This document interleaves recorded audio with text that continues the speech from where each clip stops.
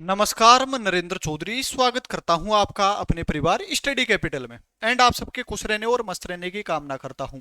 तो student, CUT study capital आपके लिए जो सीयूटी यूजी की 2025 की एग्जाम होने वाली है, उसके लिए हम लेकर आए हैं पीवाईक्यू क्वेश्चन सीरीज, जिसमें हम 2023 के क्वेश्चन डिस्कस कर चुके हैं और 2024 के क्वेश्चन डिस्कस करना स्टार्ट कर चुके हैं। उसका हमारा जो पार्ट नंबर फर्स्ट है वो हमने कंप्लीट कर लिया है, यानी कि हमने जो 2024 का आपका बायोलॉजी डोमेन की एग्जाम हुई थी उसके 10 क्वेश्चन डिस्कस कर चुके हैं। और आज के हम इस सीरीज में हम क्या करेंगे, आपका जो पार्ट सेकंड है उसमें हम आपके आगे के 10 क्वेश्चन डिस्कस करेंगे। तो चलिए स्टार्ट करते हैं हम क्वेश्चन नंबर 11 से।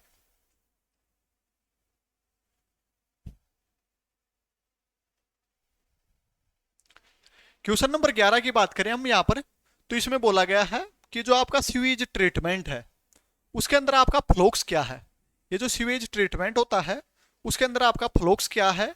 ये जैसे अगर मैं बात करूं, जो सीवेज है उसके दो आपके क्या रहते हैं, प्रोसेज रहते हैं, या अगर मैं बात करूं दो आपके चरण रहते हैं, जिसमें आपका प्राइमरी और सेकेंडरी स्टेज रहती है। तो जो प्राइमरी में तो हम क्या करते हैं कि जो एक तरीके से बड़े बड़े आपके क्या हो, मेनली जैसे जो वेस्टेज पार्टिकल्स होते हैं उनको हम हटा देते हैं। जैसे आपके कागज के टुकड़े हो गए, कुछ कपड़े वगैरह हो गए, कुछ जैसे बड़े आपके क्या हो सॉलिड पार्टिकल, उनको हटा लेते हैं। फिर सेकंड वाले में हम क्या करते हैं कि जो आपके वाटर के अंदर सोल्यूबल पार्टिकल्स होते हैं उनको हम क्या करते हैं, बैक्टीरिया के द्वारा हटाते हैं। तो आपके जो फ्लोक्स होते हैं ये आपका क्या है कि ये माइक्रोब्स, माइक्रोब्स के अंदर कौन आएंगे, बैक्टीरिया आएंगे मेनली। और बैक्टीरिया के बाद में आपका क्या आएगा, आपके फंजाई आएंगे। तो ये आपका जो फ्लोक्स है वो एक ग्रुप है, एक क्लस्टर है, किसका, बैक्टीरिया का। किसके साथ में, जो आपकी फंजाई है उनके फिलामेंट के साथ में आपका क्या रहेगा, एक क्लस्टर रहेगा।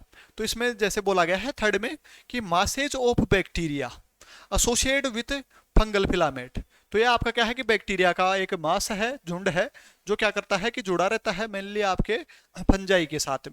तो ये आपका काम करता है डाइजेशन में, जो भी जैसे ऑर्गेनिक मटेरियल है आपका वेस्टेज में, उनको डाइजेस्ट करने के लिए। अब हम बात करते हैं, ये भी उसी से है आपका, जैसे जो माइक्रोब्स इन ह्यूमन वेलफेयर जो चैप्टर है आपका, उससे आपका यहाँ पर क्वेश्चन आया है। ये क्वेश्चन भी उसी से था, ये भी इसी में है। तो इसमें आपको क्या है कि इस साइड तो आपके ये एक तरीके से प्रोडक्ट दे रखे हैं, और ये आपके कोई भी जो माइक्रोब्स हैं उनसे रिलेटेड बताया गया है, ऑर्गेनिज्म कि कौन से क्या बनता है। तो जो आपकी साइक्लोस्पोरिन ए है वो आपकी बनती है मोनोस्कस परप्यूरियस से। तो डी में तो हो जाएगा आपका थर्ड। फिर हम मैं बात करूं, जो स्विस चीज है वो बनती है प्रोपियोनम बैक्टीरियम सारमेनाई नामक के आपके जो बैक्टीरिया है उससे बनती है स्विस चीज। तो आपके सी में हो जाएगा क्या, फोर। डी में हो जाएगा आपका थर्ड। फिर आपका जैसे जो क्लोट बस्टर है कौन, स्ट्रेप्टोकाइनेज, वो किससे बनता है, स्ट्रेप्टोकोकस से बनता है। तो बी में हो जाएगा आपका फर्स्ट। फिर आपका जो ए है इसके अंदर कौन बचा, सेकंड। वैसे अगर देखा जाए तो ए आपकी जो स्टेटिन है वो बनती है, जो ट्राइकोडर्मा है पोलिस्पोरम उससे बनती है आपकी स्टेटिन। जो रक्त, जो हमारे ब्लड है उसका जो कोलेस्ट्रॉल है उसको कम करने का काम में आती है कौन, स्टेटिन। तो इस प्रकार से देख लीजिए, ए में सेकंड, बी में आपका फर्स्ट, सी में फोर और डी में थर्ड। आपका फर्स्ट आंसर ही करेक्ट हो जाएगा क्वेश्चन नंबर 12 का। अब हम बात करते हैं क्वेश्चन नंबर 13 के बारे में। क्वेश्चन नंबर 13 में बोला गया है कि द बीटल जो क्या है कि यूज करते हैं किसके लिए, बायो कंट्रोल के एजेंट के रूप में। किसके लिए, एफिड के लिए और मॉस्क्यूटो के लिए। वैसे अगर यहाँ पर करेक्ट आंसर देखा जाए तो इसके दोनों के लिए अलग अलग है। जो एफिड के बायो कंट्रोल के लिए तो हम यूज करते हैं क्या, लेडी बर्ड। और वैसे अगर मॉस्क्यूटो के लिए अगर मैं बात करूं तो जो ड्रैगन फ्लाई है वो यूज करते हैं। तो ऐसा तो ऑप्शन दे नहीं रखा, लेकिन बट इसके अकॉर्डिंग हमारा क्या है कि लेडी बर्ड करेक्ट हो जाएगा इसमें। क्योंकि मॉस्क्यूटो के लिए आपके ड्रैगन फ्लाई काम में आते हैं बायो कंट्रोल एजेंट के रूप में, और जो आपके एपिड है उनके लिए हम लेडी बर्ड यूज में करते हैं। अब हम बात करते हैं क्वेश्चन नंबर 14 है, ये आपकी जो बायोटेक्नोलॉजी है उससे आपका क्वेश्चन आया है। बायोटेक्नोलॉजी से ये क्वेश्चन पूछा गया है। इसमें पूछा गया है कि जो डाउन स्ट्रोम प्रोसेस है उसके अंदर क्या होता है। जैसे हम कोई भी आपकी बायोटेक्नोलॉजी का यूज करते हुए जो प्रोडक्ट बनाते हैं उसका जो प्यूरिफिकेशन है और उसका जो मार्केटिंग करते हैं, वो आपकी सारी की सारी जो प्रोसेस है वो डाउन स्ट्रीम प्रोसेस के अंदर आती है। तो यहाँ पर आपका क्या है कि आइडेंटिफिकेशन हो गया, फर्मेंटेशन हो गया, और जो एम्प्लीफिकेशन वगैरह है ये आपकी क्या है कि अपस्ट्रीम प्रोसेस में आती है।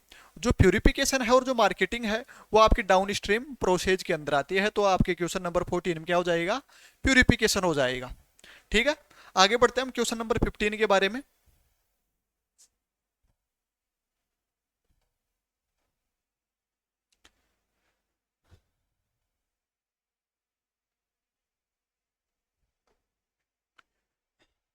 क्वेश्चन नंबर 15 में पूछा है आपको कि विच of the following is not, कि इनमें से कौन सा, जितने ऑप्शन दिए गए हैं इनमें से आपका कौन सा ऐसा ऑप्शन है जो करेक्टली मैच नहीं है। कोई भी जैसे ऑर्गेनिज्म है और उसकी जो सेल वाल है उसको डाइजेस्ट करने वाले कौन है, एंजाइम है। यानी कि सेल वाल को डिग्रेड करने वाले क्या दिए गए हैं, एंजाइम दिए गए हैं। तो जो फंजाई है आपके जो कवक है उनकी सेल वाल किससे मिलकर बनी होती है, काइटिन से मिलकर बनी होती है। फंजाई की सेल वाल किससे मिलकर बनी होती है, काइटिन से मिलकर बनी होती है। तो फंजाई की सेल वाल को जो काइटिन है उसको, काइटिन को कौन डिग्रेड करेगा, काइटिनेज, ये सही है। प्लांट है, प्लांट के आपको पता है कि प्लांट की जो सेल है उसकी जो आउटर कवरिंग सेल वाल है वो किससे मिलकर बनी होती है, सेलुलोज से मिलकर बनी होती है। तो सेलुलोज के लिए हम क्या यूज कर रहे हैं, सेलुलेज एंजाइम, तो ये भी सही है। हमें पूछा क्या है, गलत वाला। अब हम बात करते हैं जो बैक्टीरिया है उसकी जो सेल वाल है वो किससे मिलकर बनी होती है, पेप्टिडोग्लाइकेन से मिलकर बनी होती है, पेप्टिडोग्लाइकेन। यह आपका क्या है, एक पॉलीसेकेराइड है और वो आपका क्या है, मेनली किससे मिलकर बना होता है, N acetyl glucosamine and N acetyl muramic acid, इन दोनों से मिलकर बनता है। तो ये पेप्टिडोग्लाइकेन है। बैक्टीरिया को हम क्या करते हैं, डाइजेस्ट करने के लिए किसका यूज करते हैं, हम लाइसोजाइम एंजाइम का यूज करते हैं। तो ये वाला ऑप्शन भी सही हो गया। अब हम बात करते हैं कि जो एल्गी है, हमारे जो सेवाल है, उनकी अगर मैं बात करूं मेनली, तो शैवाल की जो सेल वाल है वो बहुत सी सारी चीज़ों से मिलकर बनी होती है, जिसमें पैक्टिनेज भी होता है, और आपका जैसे अगर मैं बात करूं मेनोज भी होता है, गैलेक्टांस भी होता है।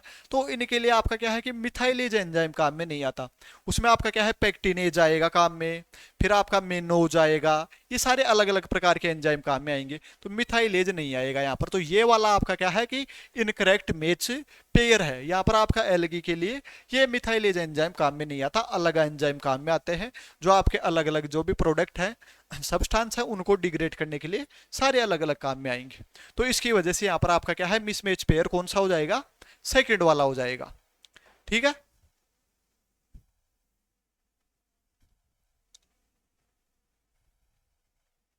अब हम बात कर रहे हैं क्वेश्चन नंबर 16 के बारे में। क्वेश्चन नंबर 16 में पूछा है आपको अरेंज करना है किस चीज को, ये जो सारी स्टेप दी गई है उनको, जो क्या है कि ट्रांसफॉर्मेशन कर रही है किसमें, जो बैक्टीरिया है उसके अंदर ट्रांसफॉर्मेशन कैसे कर रहे हैं हम। ट्रांसफॉर्मेशन यानी बैक्टीरिया की सेल को कन्वर्ट कर रहे हैं, बैक्टीरिया का जो जेनेटिक मटेरियल है उसको हम क्या कर रहे हैं, कन्वर्ट कर रहे हैं। तो इसके अंदर सबसे पहले तो हम क्या करते हैं, मेनली, एक सेकेंड,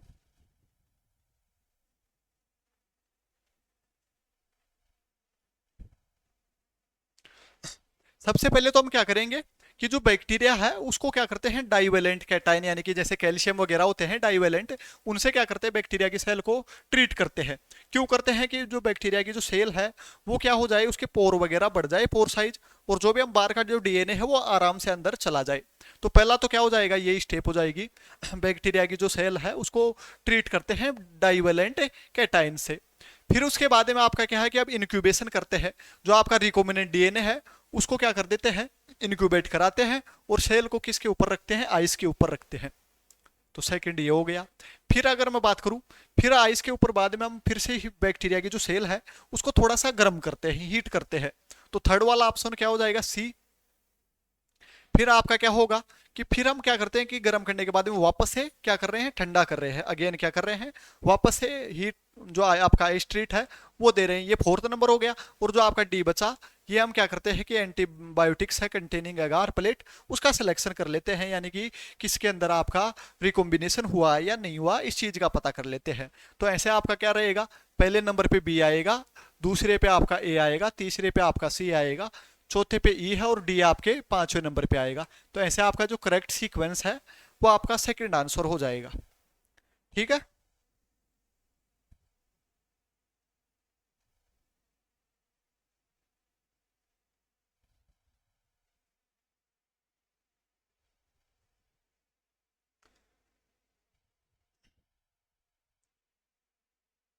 अब आप बात करते हैं क्वेश्चन नंबर 17 की। क्वेश्चन नंबर 17 में बोला गया है which of the following statement are incorrect. इनमें से आपके कौन से स्टेटमेंट हैं जो क्या है, गलत है। उन चीजों को हम देखते हैं। तो सबसे पहले बात की गई है कि जो फ्रेगमेंट है डीएनए के, उनको हम सेपरेट करते हैं किसके द्वारा, एलाइजा के द्वारा थोड़ी करते हैं। एलाइजा तो आपका टेस्ट है किसके लिए, एचआईवी के कन्फर्मेशन के लिए, या जो एड्स है उसके कन्फर्मेशन के लिए है। जो डीएनए के फ्रेगमेंट्स है उनको हम सेपरेट किससे करते हैं, जेल इलेक्ट्रोफोरेसिस से करते हैं हम, जेल इलेक्ट्रोफोरेसिस से,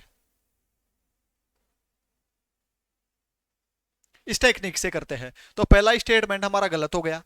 फिर हम बात करते हैं मेनली, इसमें आपको क्या पूछा गया है, इनकरेक्ट स्टेटमेंट पूछा गया है। अब सेकंड ऑप्शन में भी दिया गया है कि जो ट्रांसफॉर्मेशन है वो आपकी प्रोसेस है, जिसके थ्रू हम क्या करते हैं कि जो डीएनए के जो पीस है उनको इंट्रोड्यूस कर देते हैं किसमें, मेनली आपकी बैक्टीरिया के अंदर। तो ये चीज है यहाँ पर आपकी सही हो गई। फिर हम बात करते हैं कि जो डीएनए लाइगेज है वो यूज किए जाते हैं किसके लिए, स्टिचिंग यानी चिपकाने के लिए डीएनए के फ्रेगमेंट्स को वेक्टर के लिए। ये चीज भी सही है। तो डी भी आपका यहाँ पर क्या हो गया, सही हो गया। तो डी वाला ऑप्शन तो आना नहीं चाहिए, तो इसमें डी आ रहा है, ये तो आएगा नहीं।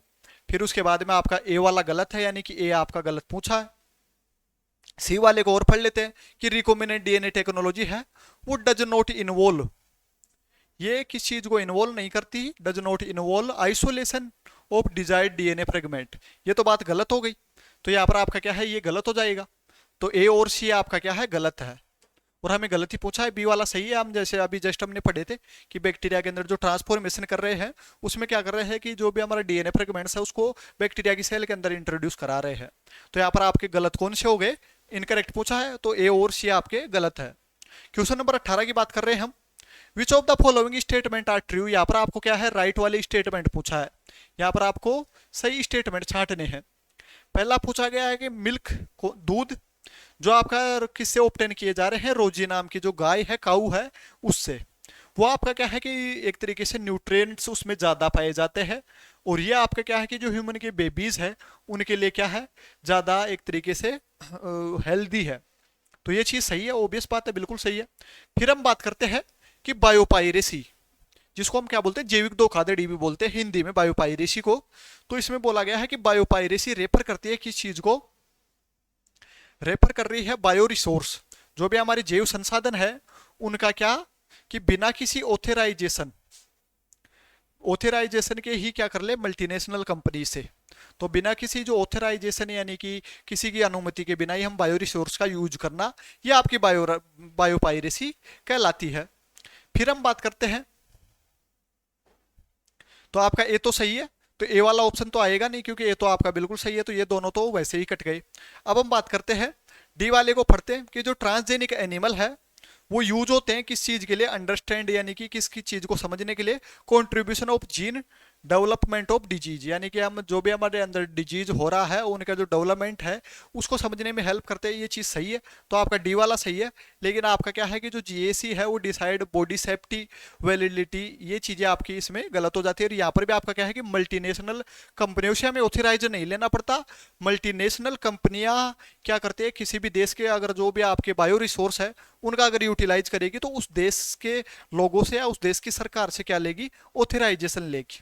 तो इस प्रकार से आपका क्या है कि बी और सी आपके इनकरेक्ट हो गए। क्वेश्चन नंबर 20 की बात कर रहे हैं हम, सॉरी 19 की।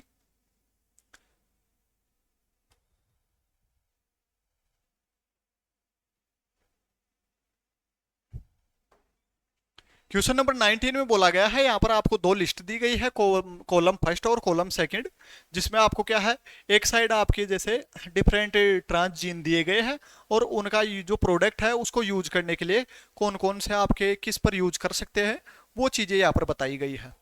तो सबसे पहले हम बात करते हैं यहाँ पर जो आपकी अल्फा 1 एंटीट्रिप्सिन है उसका यूज करते हैं हम एम्फाइसीमा, जो क्या है एक लंग्स डिजीज है, जिसमें जो भी जो स्मोकिंग वगैरह करते हैं उनके हमारे जो लंग्स है उनका जो एलोलाई है वो सिकुड़ जाती है, उनका सरफेस एरिया घट जाता है। इसकी वजह से क्या है कि रेस्पिरेशन में प्रॉब्लम आने लगती है, जिनको सांस भरने लग जाता है, जैसे सांस उठने लग जाता है, जल्दी से थक जाती है। तो उसके लिए हम यूज करते हैं किसके लिए, जो एम्फाइसीमा है उसके लिए यूज कर रहे हैं हम अल्फा ट्रिप्सिन, अल्फा 1 ट्रिप्सिन। तो ये वाला ए में तो हो जाएगा आपका क्या, थर्ड। फिर हम बात करते हैं कि जो एंटीसेंस आरएनए है, यानी कि हम क्या कर देते हैं कि जो आपका आरएनए है, सिंगल स्ट्रैंड आरएनए है, उसको कन्वर्ट कर देते हैं डबल स्ट्रैंडेड आरएनए में। ये किसके लिए यूज में आता है, या आपका ये मेनली आपका क्या है कि जो राउंड वॉर्म वगैरह है उनके उनके जो कंट्रोल है उनके लिए यूज में आता है ये। तो इसकी वजह से ये आपका क्या है मिलोडेगाइनी इनकोगेनेसिया, इसमें आपका क्या है ये एंटीसेंस आरएनए टेक्निक यूज में आती है। तो सी में आपका क्या हो जाएगा फर्स्ट। अब हम बात करते हैं कि जो क्राई 1AC है वो कॉटन का जो बाल वॉर्म है उसके लिए यूज में आता है। तो बी में आपका क्या होएगा 4, तो बी में आपका 4, ए में आपका थर्ड थाई और डी में आपका सेकंड बचा। तो ऐसे आपका क्या हो जाएगा 19 का फर्स्ट ऑप्शन ही करेक्ट मैच हो जाएगा। अब ये भी आपका क्या है कि एक फुल फॉर्म पूछी गई है, जो बायोटेक्नोलॉजी का जो चैप्टर है उसकी सीधी एनसीईआरटी की लाइनें पूछी गई है ये सारी की सारी। और सीयूटी यूजी में आपकी जो एनसीईआरटी है उसी से आपका 95% पेपर डायरेक्टली पूछा जाता है। 95% बोल रहा हूँ, यानी कि अगर मैं बात करूँ तो आपके जो 50 क्वेश्चन है उनमें से 45 क्वेश्चन सीधे के सीधे आपको यहाँ से एनसीईआरटी से ही देखने को मिलेंगे। इसमें फुल फॉर्म पूछा गया किसकी GEAC। जी का मतलब हो जाएगा जेनेटिक, ई का मतलब हो जाएगा आपका इंजीनियरिंग, ए का मतलब हो जाएगा अप्रूवल और सी का मतलब हो जाएगा कमिटी। तो जेनेटिक इंजीनियरिंग अप्रूवल कमिटी, जो आपकी बायोपायरेसी है उनसे बचाने के लिए जेनेटिकली इंजीनियरिंग आपकी क्या है अप्रूवल कमेटी बनी है, जो क्या करती है इन चीज़ों का ध्यान रखती है कि किसी भी देश के जो बायो संसाधन है बायो रिसोर्स है उनका गलत यूज ना किया जा सके किसी भी मल्टीनेशनल कंपनी या अदर कोई भी कंट्री के द्वारा। तो उनका ध्यान रखती है ये GEAC। तो 20 का हो जाएगा आपका फोर्थ आंसर। ठीक है, तो इस प्रकार से हमारे इस पार्ट सेकंड में आपके 10 क्वेश्चन और डिस्कस किए हैं। मिलते हैं हम ऐसे ही आपके पार्ट थर्ड में। तब तक आप पढ़ते रहिए, मस्त रहिए। और first time CUT study capital channel पर विजिट कर रहे हो तो चैनल को सब्सक्राइब कर लीजिए और बेल आइकन प्रेस कर लीजिए, ताकि आने वाली जो भी आपकी लेक्चर रहे उनका नोटिफिकेशन आप तक टाइम पर पहुंच जाए।